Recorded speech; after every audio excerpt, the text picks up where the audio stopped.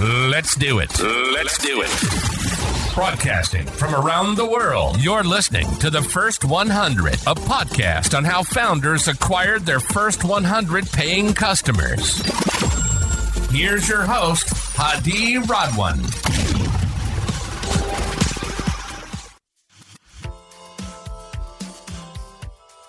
Greg, good to have you on the show. How are you doing today? I'm doing well. Thanks, Hadi. Great to be here. Thank you for stopping by. I'm very excited about a space you're in. I've interviewed recently someone in the compliance space, and it seems like it's a hot topic these days because I believe everyone around the world is trying to compliance proof themselves. But before we start into that story, my guest today is Craig Unger, the co-founder and CEO of Hyperproof, which is a software as a service, risk and compliance management company. And you've raised to date $66.5 million from notable investors such as Riverwood Capital and Toba Capital.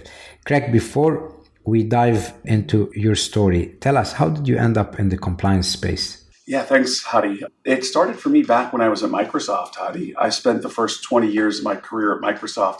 At one point, I used to run a team that was responsible for all of our authentication services, like Windows Live ID, now called Microsoft ID. And at a certain point, somebody in our marketing team had called Microsoft ID secure. And this was a problem from the perspective of the government because it was too sweeping a claim. They came and visited Microsoft, and we had a set of discussions, and it was a choice between us getting compliant or maybe, facing the FTC in court. And we decided to put ourselves on a pretty strict regime of standard operating procedures and very deep audits every couple years. And my team was responsible for that. I had no previous compliance experience. So after that, experience where it was a fire drill to get us ready for the audit, people were quite concerned, especially because the fines that would have been levied should we not have kept to our standard operating procedures were significant. It was $1 million a user a day. So realizing that there really wasn't any software, we struggled. I had another experience at my first startup where we were also getting compliant with no really good software to help things move in the right direction. So I decided to start Hyperproof back in 2018. Amazing. So you talked about these contrasting companies, your startup, small startup, and then Microsoft, which is a powerhouse in the technology space. How did you actually make compliance simpler and faster? Well, first, I'll tell you a little bit about the process that we went through. I had the thought that, this area of software, much like CRM or ERP before it, was in need of a true enterprise application to come in and have an opinionated methodology of how you can do compliance, specifically do it through the year, not just in preparation for the audit. And so we came in with a methodology we call compliance operations or ComOps. Now, that was a theory. But what I did at first was I engaged in a lot of networking, LinkedIn, and through other folks, email, all the standard ways. And I went and I did about personally 30 to 50 interviews of different individuals in different roles that are related to compliance, whether they work in what's typically known as GRC, or they're a security analyst, or an internal auditor, or maybe from one of the big four as an external auditor, and asked a set of questions to understand whether my thesis was correct. And I got a pretty strong set of positive feedback that, this was an area that was really in need of a lot of innovation. And so after those interviews, I really formally incorporated and decided to get going and start recruiting folks. Amazing. Take us back to your early thought process of how you identified the pain point, especially when you're identifying the user persona. So you have the user persona, someone who's going to be using it, and then the buying persona, the decision maker at the firm. How did you identify the difference, and how did you early start on? Because you cannot go directly to a Microsoft. You're a small brand at the beginning, right? Yeah, and I was probably there, Hadi, leaning on my most recent experience at my first startup, because there I was co-founder and CTO, and I was pulled into the role of being effectively, CISO or chief compliance officer, because I had to get our company compliant. And I think anybody who's worked in an early stage startup realizes that there's nobody to lean on for that. You have to do it yourself. And so you have another job which is thrust upon you, and you're looking at it and saying, well, I can't really give up what I'm doing every day to be fully focused on compliance. So are there tools that could actually make things easier? So that was almost like the initial fuel of the fire. And then you're right, Hadi, that you have to then take that theory and say, how does it work in a larger organization where there's more specificity in the roles? And so, for instance, in the beginning, I really wasn't 100% sure who would be the user, who would be the purchaser in these large organizations until we got further in. And then I kind of uncovered that dynamic, which especially back then tended to be CISOs who were quite aware of the problem, but oftentimes didn't have the experience themselves because they came more from a security background than a compliance background. And so they would be aware of the problem, and then they would introduce me to the leader in their team. That could be a chief compliance officer, a head of GRC, or sometimes it was a security analyst, somebody without any kind of compliance title. And so what really ended up happening was you got introduced to the user, who was one or two levels down from the CISO, and sometimes they're the buyer because they have their own budget, and oftentimes it goes up to the CISO as the buyer, and that's what we uncovered. Thank you for sharing this. So you have hundreds of companies now using Hyperproof, and have companies like Motorola, Nutanix, 3M. The show is about the first 100 paying customers. So take us back to the early customers. How did that start? What strategies did you use early on? Is there any non-scalable or scalable techniques you've used? Well, I mean, in a way, it always is non-scalable in the beginning because you're leaning on the connections and networks of a very small set of people. And yes, there are other strategies that you can use in the beginning that tend to be a little bit less scalable. What I've seen happen there is folks who come in and say, look, let me identify the highest order opportunity, which is your problem, right? I mean, that's, I guess there's been a theory that says whenever anybody uses profanity, there's actually a selling opportunity. You can solve some problem for them. And then what a lot of companies do then is they say, look, we'll solve that problem no matter what the shape of the solution is. So sometimes the solution has to be something very customized, professional services, something that's kind of one and done. And then through that type of experience, you actually generalize, and end up with a piece of software that is scalable and repeatable.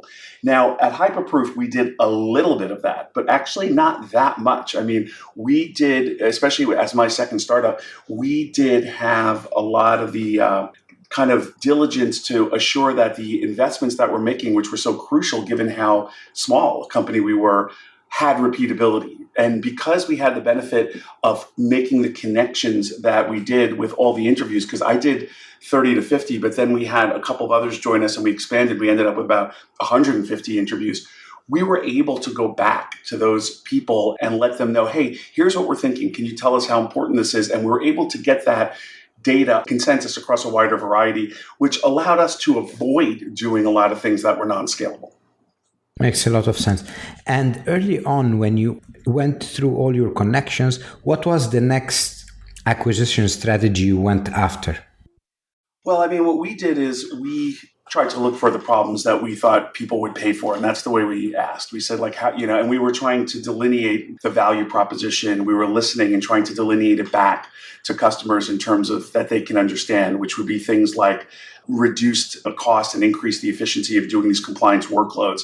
That quickly became scaling your compliance team into doing more work without having to hire. And so then it became one of avoiding, having to grow your operational costs at a rate that you can't afford given how much the regulatory bodies are growing the number of compliance frameworks that you have to comply with.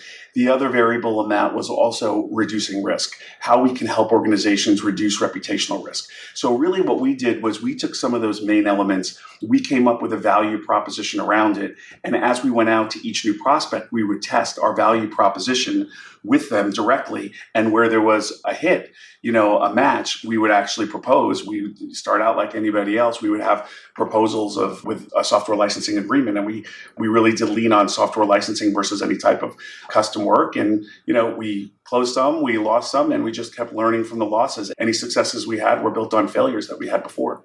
How do you overcome a long sales cycle? Because you're selling a business that has a substantial account value. It's not 5,000, it's not 100,000, somewhere in the middle. How would you mitigate the long sales cycle when it comes to selling enterprise solutions? You can only mitigate that so much, Hadi. One of the things that customers do in SaaS is they start off selling in the mid-market, which we absolutely did. And in that case, the mid-market companies, and especially if you concentrate on ones that are very tech-forward, they understand the benefits of bringing technology in. But interestingly, they're also the ones that can't really overhire, if you will, whereas some of the large organizations have so many people that they can muscle the problem for longer. So start at, medium-sized companies that are very tech-forward and understand the value of the solution, and then, go from there. Now, those companies do have shorter sales cycles. They understand their budgets a little bit better. They know what they're trying to get done. It's once you get to the larger enterprises, there's frankly only so much you can do to make the sales cycle longer. But we can talk about that because there are some strategies there to shorten it. Amazing. You're in your second startup. Before that, you were working with Microsoft for more than 12 years. Tell us about the mindset shift that requires someone to move from the corporate world to the startup. When is it time for someone to say, okay, I have the right mentality and here is what the mentality should be so that I do a switch, especially if you're working with a company so prestigious as Microsoft with a very important role because you were the GM of the Dynamic CRM. Yeah, and actually I was here at Microsoft for 21 years, but it's a great question, Hadi. One key thing, there's a few angles to that. One is the angle that pushes you away from something, and then the angle that pushes you towards something else. And I think when it comes to looking at when it might be time to leave a larger organization that offers a bit more security, obviously it's multifaceted. I left when I was 42, and for me, some of the calculus was, if I don't do it now, will I ever do it? Will I have the energy to go do some startups? But I also had thought about leaving earlier, but I had situations, for instance, I was going through a divorce and it was not a good time to leave, and I wanted to keep things pretty similar for the kids in terms of how they had grown up. So that was one thing. But also, just looking at whether you're learning, if you have the financial and, in terms of family situation that's supportive of making a move, one way to know whether it's time to make it is just to look at whether you're learning and whether you're continuing to grow, in terms of your skill set and how your career, towards your career goals, I guess I would say. And Microsoft was pretty unique in that way, in that it was able to offer me a lot of learning and growth far beyond when I thought it might end. Like I thought it might end when I was 5 to 10 years into my career, but I was still learning a lot at 15 plus. So for me, it was bringing together that I wasn't learning as much in my new job. The kids had grown up. Financially, I had been at Microsoft long enough, so I had almost the luxury of doing a startup. And then there was the age factor, and that's kind of why I left. Now, there's a whole different discussion about why to do a startup or not. So if you like, I can cover that, because I think that is a very tough part of the equation as well. Yeah, absolutely, if you don't mind. Yeah, I think, there's a lot of interesting attractions to a startup. I mean, there's notoriety and having your product out there. Obviously, there's the financial incentives and being able to profit in a way that no company, no matter how large, can offer to a broad range of employees. There's the ability to have control over who you hire and who you work with, which I think is actually a tremendous benefit of doing a startup. You can create a team and a culture, which we've been very careful about at Hyperproof, and you can create kind of the workplace that you would ideally like to work in. And I think those things are important and they're not to be overlooked. But if I were to say what the one reason why an individual would start a startup, it has to do with having passion to change things. Because the startup, looks better and worse at different times. Even some of the, very big companies, the Facebooks of the world and Googles, I'm sure they all look like terrible ideas at a certain point, right? So you have to be able to work yourself through those periods of where there's challenge, you're not sure of your financial future. And, when it's late at night and you're looking up at the ceiling wondering, there has to be something that's motivating you to get up in the hardest times. And so that is the idea that you want to have a particular impact and solve a particular problem. So from my perspective, that is the best reason to do a startup. And that is the reason why you solve other problems and force yourself to kind of drink from a fire hose and learn, is to really have that kind of impact. Amazing. What sort of learnings did you bring with you to your startup work from Microsoft, and what are things that you had to unlearn so that you can adopt the new mindset, which is the entrepreneurship mindset? The learnings, I'd say, Hadi, were in how to build scalable software and also scalable teams that understand how to build software. Because when you're at a company like Microsoft for as long as I was there, you learn a lot about how to build organizations that are, in addition to cultures and groups of very talented people, they're also systems in and of themselves. They're not software systems, but they're systems, and they need to be self-healing. They need to have a strong enough culture and set of values that when something doesn't match the basic ethos of the team and the culture, that systems are in place to be able to move past that and get to a place where you want to be. And I think some of those lessons in how to build productive, larger teams were absolutely tremendous and help me in my job every day. Also, understanding how to build a platform and what a strategy would be to attack a market and who are the different players in those markets and what each one are looking for. Because Microsoft and other companies like it serve so many different personas and roles, that was a tremendous learning as well. And also some of the economics of the software business, subscription and how you think about it, and churn, and what some of the other, gotchas are, were all amazing learnings at Microsoft. I personally didn't find that I had to unlearn too much, although I've heard that, that it's very common for people to approach the startup problem with thinking that they'll have, Microsoft-sized budgets and then they'll overspend, or that they'll be able to rely on their Microsoft credentials, network, and title, which you no longer have. And so people don't necessarily pick up the phone when you're not from Microsoft. Those things are both true, but I fully expected them when I left. I wasn't kidding myself. I'm a realist. Those things could serve to get in your way. Rather than a particular learning that I think would get in people's way from a large company, it's actually more of a mentality.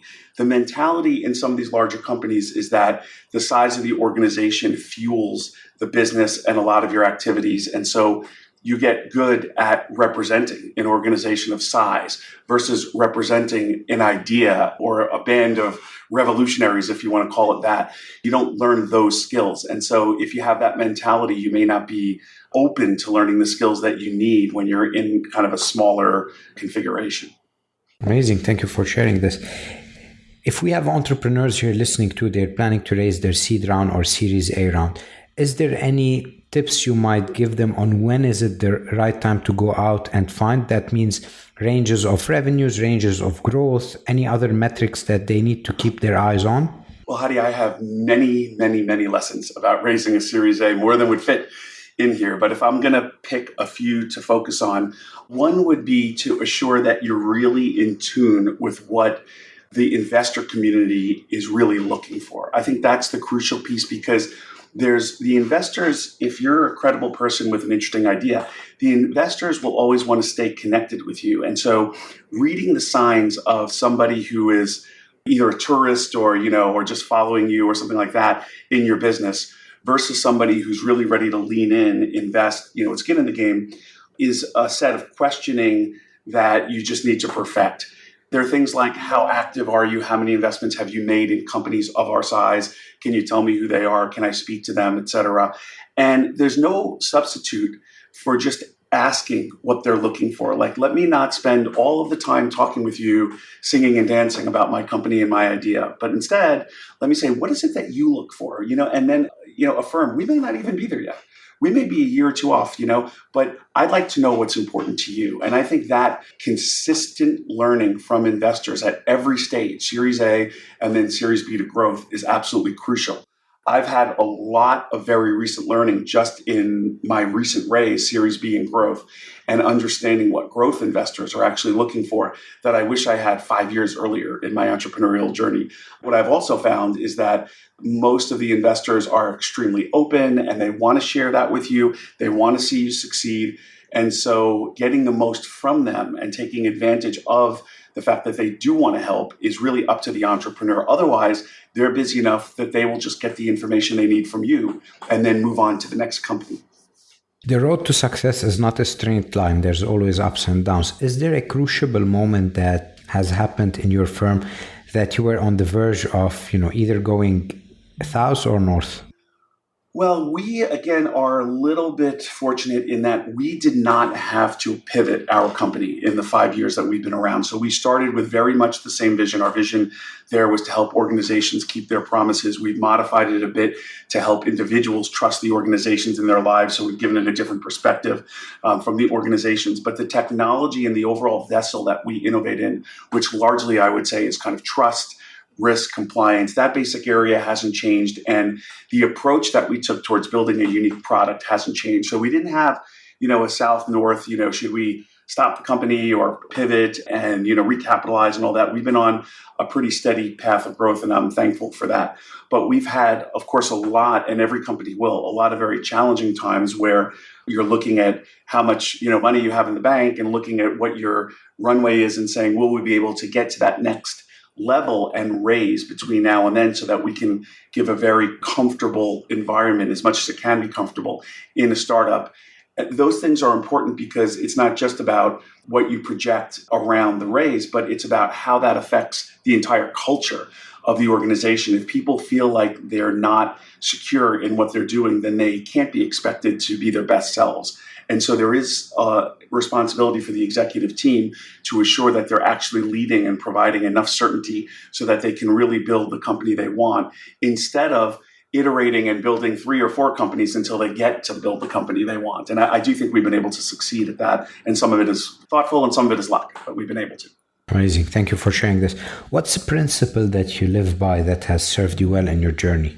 One of the biggest it's been tremendous for us is transparency. And I think that's crucial because if you look at why people join startups, they can get higher salaries at large companies. They join for a combination of the learning and then also potentially the impact they can have and then potentially the financial, remuneration that can happen from a great success.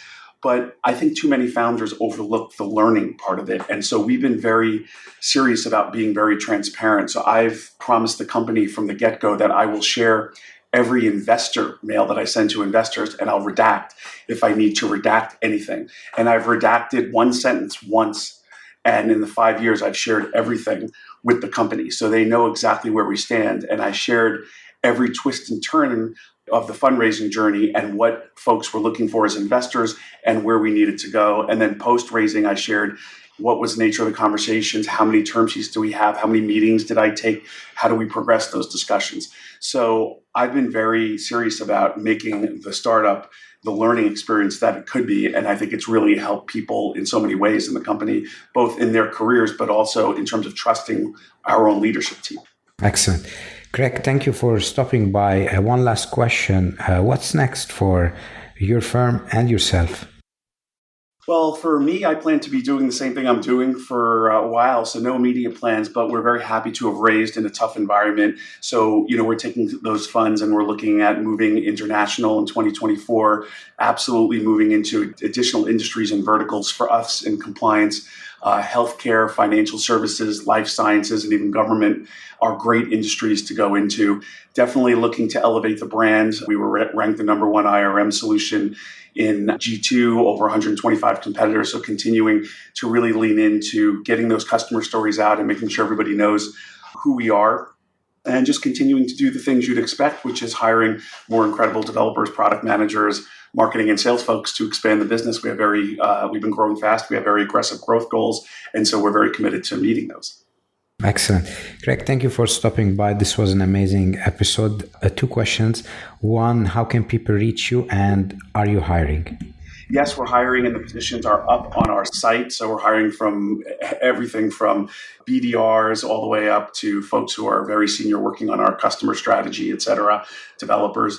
And the other question was around how to get in touch, Craig@hyperproof.io, or you can come to the site, and plenty of ways to get in touch with us more generally, but always happy to talk to folks and to help out anybody who's on the entrepreneurial journey. So definitely feel free to get in touch. We wish you the best of luck. Have a great day. Thank you, Hadi. Thank you so much for listening to the First 100. We hope it inspired you in your journey. If you're enjoying the podcast, please subscribe to our podcast on Apple iTunes, Stitcher, Google Play, or Spotify, and share it with a friend starting their entrepreneurship journey. Leave us a 5-star review. Your support will help spread our podcast to more viewers.